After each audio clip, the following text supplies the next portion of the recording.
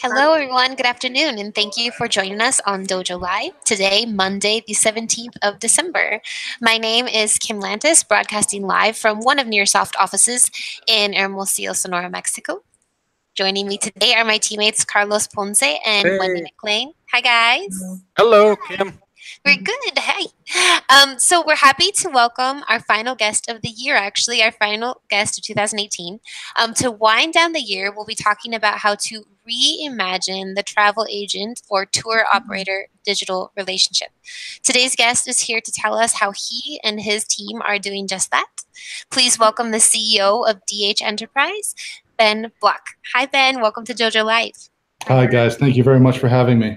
It's a pleasure. Thank you. So, Ben, to go ahead and get us started, why don't you share with us a bit more about yourself, your background, and how it is that you finally arrived with DH Enterprise? Sure, and I will try to keep it as brief as possible because I think this is probably the least interesting part of our talk here. My background is in tech. For about 8 years, from 2006 to 2014, I was CTO of a London-based internet company developing brands in the classified space.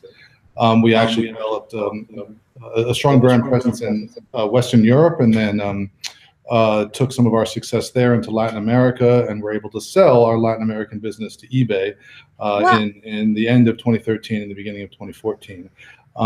At that point, I moved back to the States and co-founded a business creating data-driven solutions for the online food ordering space, which basically means we created recommendation engines against things like the Seamless or Grubhub data sets and something we called an intelligent search engine, which I won't get into the details of that now. We sold that business to Grubhub in 2016. When I moved back to the States in 2014, I met the business that I run now, DH Enterprise, and was asked to join their board. DH Enterprise is a traditional tour operator and was trying to kind of become more and more of what I guess we call a tech-enabled tour operator these days. And I guess they're in their infinite wisdom thought somebody with my background would be beneficial for their board. I sat on the board for a couple of years. And when we sold Basque Labs, the company I referenced earlier, to Grubhub, I agreed to come on board and run DH. DH is a sort of conventional tour operator. So for those who are familiar with the kind of legacy travel business, tour operators kind of sits in between the travel agent and the customer. Excuse me, I shouldn't say that. The travel agent sits between the customer and the tour operator. We provide the product to the travel agent. I guess without jumping too far ahead, perhaps in this conversation, DH had kind of cut out the travel agent in its business plans for the most part, in leading up the couple years before I took it over. And we'll talk a bit about the history, if you'd like, of DH. But we saw an opportunity in re-engaging with the travel agent community, and that's in fact what I'd love to talk about today. Perfect. So that was actually my next question for you, is exactly how DH Enterprise is doing just this, reimagining the travel agent or tour operator and tool operator digital relationship. So Sure. When did the need for this reimagination kind of occur, and why, and where is it headed with you? It's a great question, and let me maybe take a half a step back and explain. So when I took over DH, we basically had completed a pivot of the business to really a direct model. So we were selling direct to consumers rather than through travel agents, which had been the business's kind of bread and butter for many years. Mm-hmm. The direct business is done under a brand called Great Value Vacations, which is a fairly large brand, and we operate sort of flash sales and mid-market. We sell mid-market air-inclusive vacation packages, as I said, direct to customers.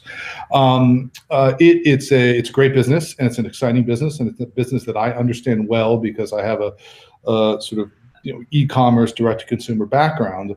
But in coming on board and researching how to grow this business, and in fact, we did grow the consumer business 40% the first full year I was here, but I didn't think we could pull that trick off again. That's impressive growth organically, and without significant inorganic strategy, it was going to be difficult. So looking at the industry and understanding kind of how a company like mine fits into the industry, it became clear that we were ignoring travel agents at our own peril. And in fact, the data will tell you that 65% of companies like DH, which is to say traditional tour operators, sell their product through travel agents.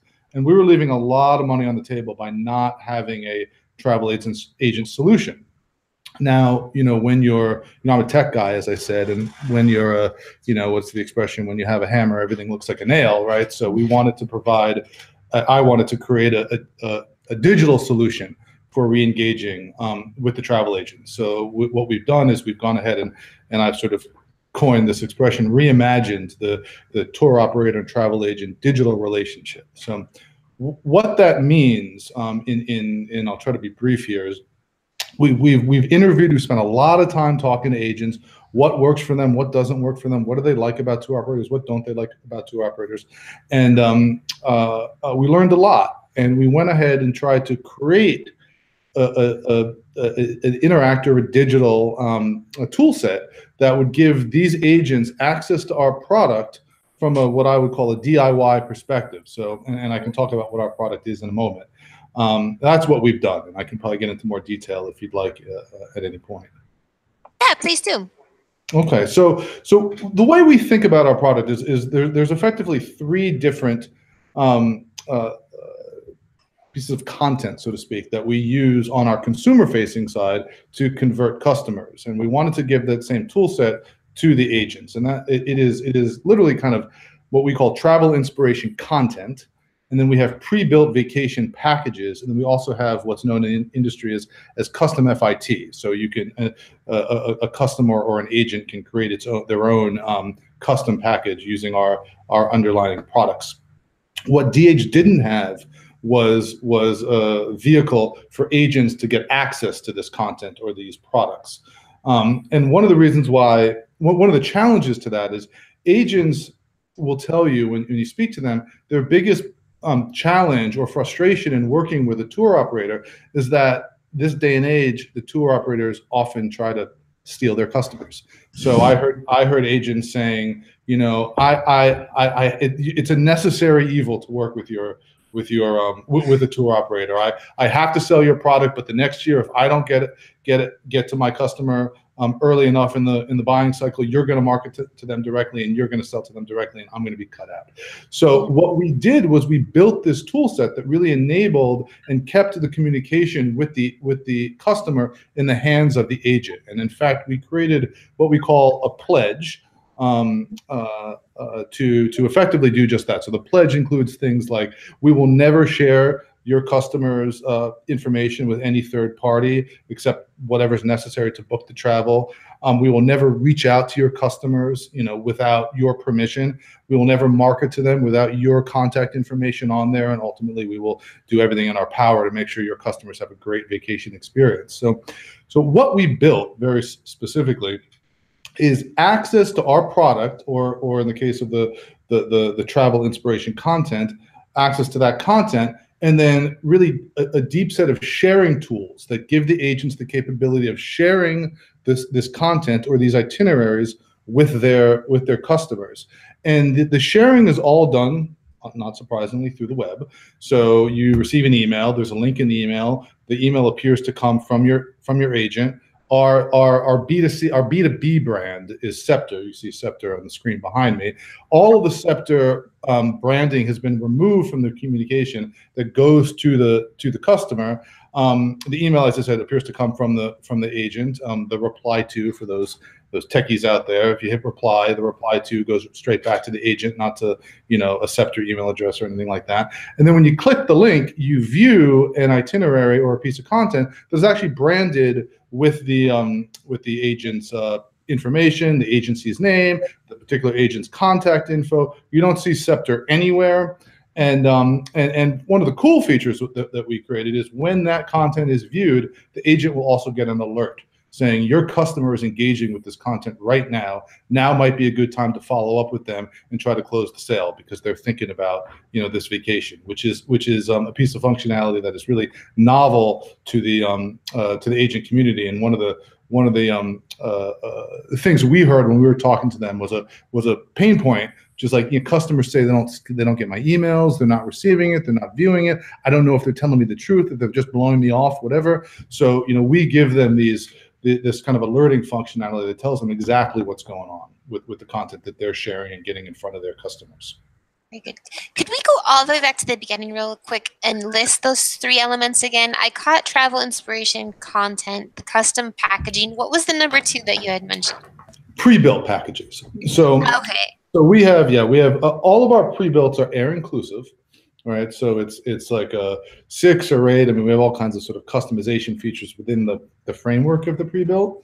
But we have over 400 pre-built packages to date. So all of those itineraries and those packages are available to be resold through our Scepter brand by travel agents. We hope that they share, and we give them the opportunity to share all of our travel inspiration content with their customers to kind of fire them up about hey, where they might want to go. We have over 800 proprietary content pieces that a staff of writers here have been created over the past year and a half since we've been implementing our content strategy. And it's in 3 things to do in Paris, the most beautiful towns in France that are not Paris, things like that, right? To try to excite customers to travel. And then yes, as I said, we have our pre-built packages, and then we have a tool that will allow agents to completely customize a trip for their customers. Now, this solution that you're talking about, is this the white label solution that I was reading about on your website? Not exactly. The white label solution that we have referenced in our website is kind of the 3rd tier of our corporate strategy. So we have our B2C channel, Great Value Vacations. We have our B2B channel, Scepter Vacations. And then we do operate brands on behalf of third parties. So we operate the Aer Lingus Vacation Store, and we've operated a few other brands in the past, and are always looking for partners. So when we talk about white labeling, that's kind of what we're thinking about, not so much the rebranding of this content for the agents. Although there is an element of white labeling there, that's true. Okay. So I was, there's a couple of, as I heard you kind of describing your reimagining of things, there's a couple of things that sort of jumped out at me. And this is, I guess, these things about, there's inspiration, there's this idea of trust, and there's this idea of control. I think those are 3 of the main factors. So how do these kind of values and elements work into your company as a whole with DH Enterprise? It's interesting. I mean, the whole reason for kind of creating what I call a content strategy in the business, because historically DH has been a very kind of transactional business where people bought the travel from us, but they didn't research the travel through us, and that's key to be kind of top of funnel. And companies like Focusrite will tell you that 30 customers will go to 36 different travel sites before they make a decision about where they're going to go.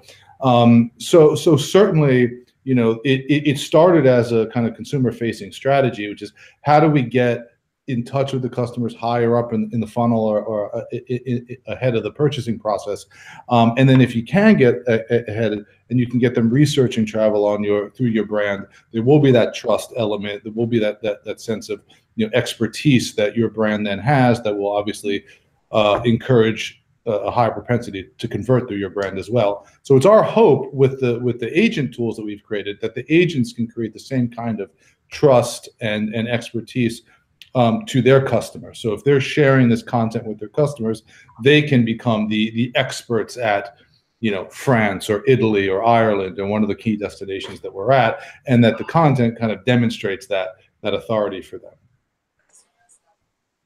them. Sorry to interrupt, but we have a question actually from one of our viewers, and she's actually one of our engineers in Chihuahua. But before we get into that, Wendy, do you have any other questions for Ben? You can go ahead with the viewer question. Oh, okay, sure. Thank you. Well, this question is coming. It's an internal question, Ben. It's in our Slack platform, and this is from Ana Barrios, and from our office in Chihuahua. She's an engineer at Nearsoft, and she has this question for you. In such a fast-paced digital world, how do you go about maintaining a competitive edge related to your platform? And why do you think the markets are ready for what you're offering? Great question. I think that we are certainly, and I hesitate because I don't want to act too, I don't know, but we are doing things with our platform that our competitors are not doing.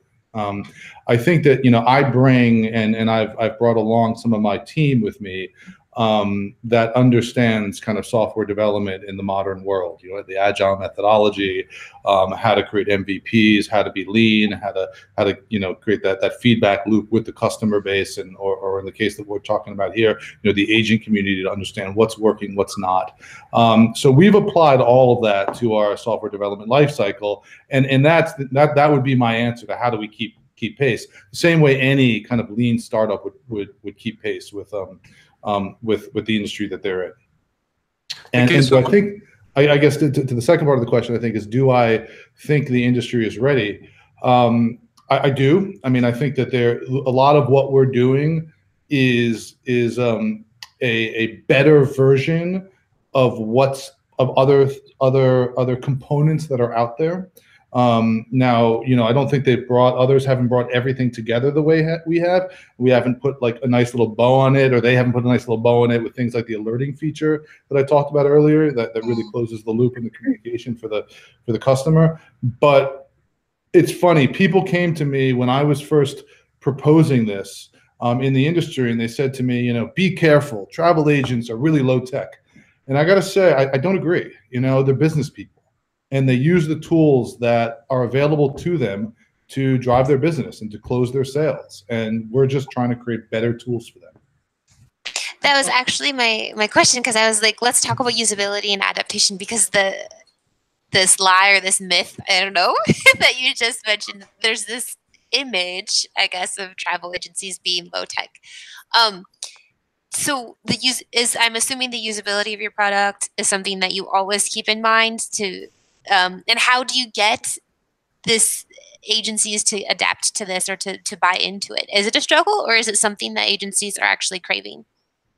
I think they're craving it, but like with any new technology, of course, it's a struggle, right? So, how do we do it? I mean, we go to all the trade shows. I mean, first of all, we have a team of kind of field folks that go out and visit agents. They're all armed with iPads. They demo the tools for them. They show them how easy it is to use. That's always the feedback we get back, which is, wow, I can't believe I can do all of this stuff in one place. And no, but it is there is an educational element to all of this, right? How do you use the tool sets? How do you you have to train these folks. So, speaking of tools, what role does data and analytics play with your business? Well, huge. I mean, like any internet-based company, we measure everything we possibly can. So we're looking at, certainly both from a UI and UX perspective, what works, what features are driving people further down the funnel, but also, I mean, from a product perspective, right? Like, what's resonating with when I say product, and it's something I've had to learn going into the travel space. I used the website itself used to be the product, right? So now it's the I refer to that as the digital product, and the actual travel that we sell is the product. So the product, the travel, the vacations, etc. We're constantly obviously analyzing those as well on price point. We talked, I think before we got on here, we talked a little bit about millennials, about the demographic breakdown of who's interested in what trip, how that aligns with price, how it aligns with the geographical breakdown of the customer bases in North America. So we're trying to leverage data as much as we possibly can. I think like most companies this day and age. What's the balance with you for this idea of I mean, obviously there's a lot of research and things that has to go into this idea of a pre-built package, custom packages. Like, where's the balance between technology doing that for you, like this research and this data, and actual like behind the scenes people who are researching and doing this hands-on field? Do you have that team of people? Well, I'm not sure that I understand the question. Like, for example, Yeah. pre-built packages or even custom packages, this idea of where people are wanting to go, what they're wanting to do when they get there. How much of this is technology doing that research? And how much of this is actual team of people who are, more hands-on in that sense? I see. I think it's probably, in terms of the building of our product, and the building of the vacation packages. How many nights in Rome? How many nights in Venice? How many nights in Florence? Is it a train or is it a car? That sort of thing, which is all part of our packages. There's more of a human element to that right now. The data is going to tell us, are people interested in Florence? Are people interested in Venice? Are people less? The Venice is, you guys may know, is pretty badly overrun in the summer with tourists. Are we seeing a degradation in conversion rates as a result of that fact? That sort of thing. So we'll watch that, and then that will inform the decisions we make in terms of the product development. But the actual product development is being done by our vacation experts in house here. The dream job. What about AI? We hear AI a lot in travel tech. Is that a part of? Yeah. Oh, yeah. Indeed. Uh-huh. I mean, it's interesting because I, of course, just came from a business that was the business I co-founded was I wouldn't refer to it as AI, but I would, it was heavy. We were building predictive models on what people wanted to eat, right? So, using machine learning and that type of technology. That is, and I'm applying, I shouldn't say that. I have plans to apply the same type of learnings to this business. Now, the key thing about that, right, and as you guys may know, is it's so much about classification, right? I mean, Netflix famously has 75,000 different classifications and ways they categorize their each movie, right? So the more data we have in about our vacations, the better we can relate those vacations to each other. And then we can say, hey, customers who like this vacation also like that vacation. Or customers who went on this vacation had a great time on this vacation next. So that's certainly part of our roadmap with respect to our direct business. Less so the agent business. Although there are some relationships between our content and the packages that we're creating through the same kind of classification schemas that we are using now with the agents, simply to help get and suggest content that they can share with their customers against destinations that their customers have expressed interest And help buyers like me who take hours and hours and then days and days to book travel, because I just get too distracted and need assistance. But there's a lot of folks in the industry will say, don't try to automate that. That is actually one of the great parts of the travel experience, right? Is planning it yourself. Depends on who you're talking to. I'm sure. But there have been a lot of startups in that space. We're trying to do that sort of AI-driven, trip planning.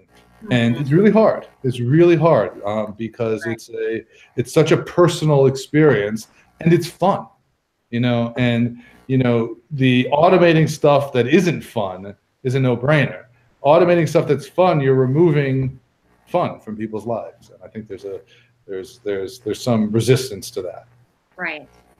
I was going to ask you, as we're coming to the kind of the end of our last half hour, that was actually going to be my question, is if you had any final words of wisdom to share with our audience. But I think those were actually some pretty wise words. So it was a nice ending. But do you have anything else? Any other final words of wisdom? No, and I don't want to take total credit for that. I've heard that analysis at conferences and stuff around. So, then I'm just sharing kind of insight I've learned and wisdom I've learned. Okay, so now that you've come clean, how about you, Ben?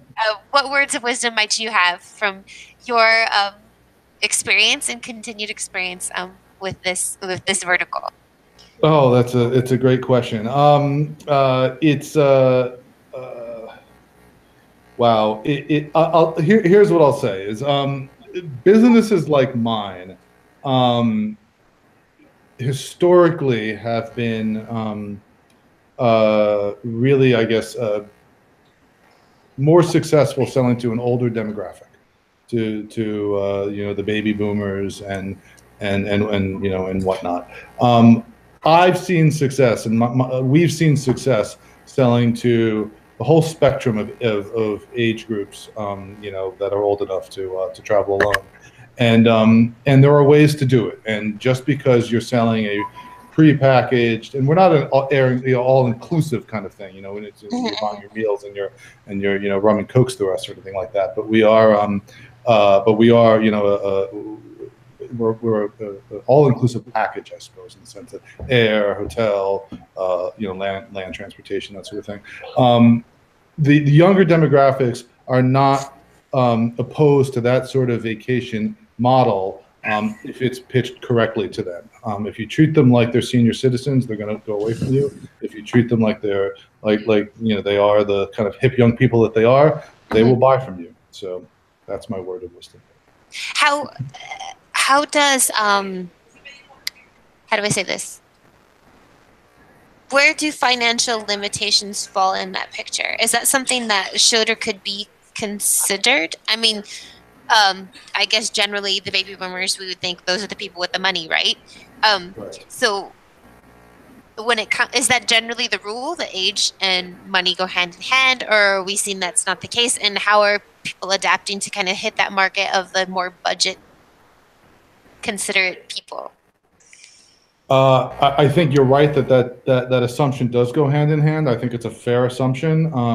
We are a success. Our business is successful at selling to a younger demographic because we offer really all-inclusive packages at a very affordable price points that somebody who's just out of school on a $40,000 a year salary can afford. And and certainly we don't.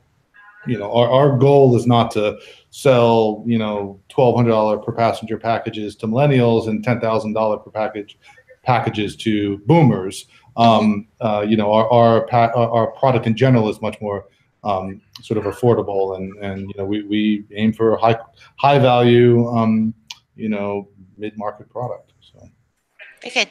Marketing to those millennials, are you using any type of social influence marketing? That'll be my last question. We are. Yes, would be my answer. Listen. There's, as you all are probably well aware, travel is a very kind of Instagrammable thing. There are a lot of social influencers on that platform. It's something that our business is really working hard to have a stronger presence in, and it's certainly the key. One of the keys to getting to that younger demographic. It's not the only one, but it's one of them.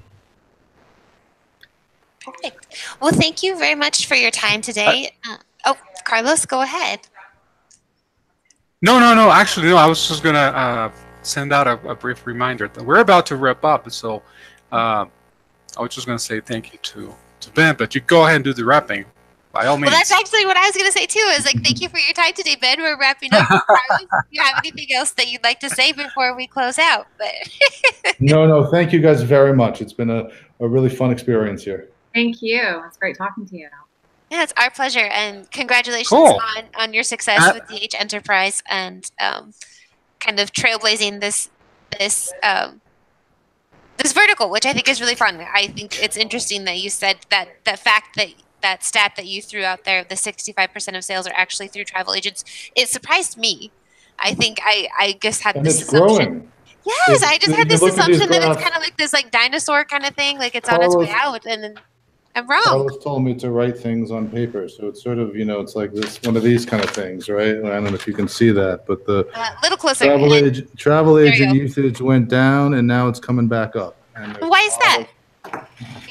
Do you have an idea? Well, I think it's the personal touch. It's the confidence that you have with buying through an agent and somebody that you can call and deal with on the phone, rather than a website that you are you don't have that you can't pick up the phone necessarily and call them, and if you do, it's going to be on hold for an hour. Mm-hmm. I think it's something interesting, to give this not this illusion, but this sense of control at the beginning. The decision making is mine, and once I've made the decision, appreciate this person to then take the reins and drive. I think I could relate to that. Mhm. You know, it also depends. I know we have to wrap up. I'll just say quickly. It depends on the destination, right? Like a New Yorker is probably not using a travel agent to go to, you know, LA for 4 days, but Right. they would use it to go to you know, to Europe for a week and a half or something. Right. Very good. Well, anything else, Wendy? Anything else before we wrap up? I've got nothing else. Okay, cool. Well, Ben, the only thing left for me to do is, first of all, thank you for accepting to be with us here and have this conversation. We appreciate it, and I'm sure our audience did and will, because this will be right there on the website. And I usually at the end I kind of announce the next interview, but to be honest, we're taking a break, much deserved break, right? So there's nothing. This is going to be the last one of the year. There's more coming, of course, but all the details are going to be there, like on the first week of January, on the website. In the meantime, let's just all take a break, relax, and reap the cool fruits of our labor. Yes. So Merry Thing. Christmas, Happy Holidays, Happy New Year to everyone. Absolutely. Happy holidays, Thank you guys. so Happy much, New Year. guys. Thank you, Ben. Thank you, See you next Ben. time. Bye. Bye.